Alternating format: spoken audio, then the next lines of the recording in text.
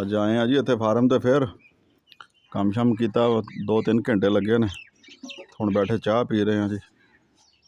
ਇਹ ਸਲੀਮ ਸਾਹਿਬ ਆ ਨੀਲੇ ਸੂਟ ਵਾਲੇ, ਇੱਧਰ ਖੈਰਦੀਨ ਸਾਹਿਬ ਆ ਜੀ, ਇੱਧਰ ਮੁਦੱਸਰ ਸਾਹਿਬ ਆ ਜੀ। ਇਹ ਚਾਹ ਪੀ ਰਹੇ ਹਾਂ ਜੀ, ਇੰਜੋਏ ਕਰ ਰਹੇ।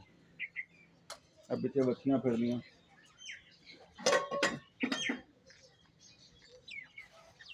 ਇਹ ਖੈਰਦੀਨ ਸਾਹਿਬ ਹੱਥ ਲਾਇਓ ਜ਼ਰਾ। ਕੰਮੂ ਸ਼ਹੀਦ ਤੋਂ ਕਿੱਥੇ ਦਾ? ਨਵਾਜ਼ਾਬਾਦ ਹੈ ਜੀ ਖੈਰਦੀਨ ਸਾਹਿਬ। ਸਲੀਮ ਸਾਹਿਬ ਮੀਆਂ ਦੀ ਬਸਤੀ, ਜਿੱਥੇ ਆਟਾ ਮਹਿੰਗਾ ਸਾਰੇ ਸਮਝਦਾਰ ਹੈ।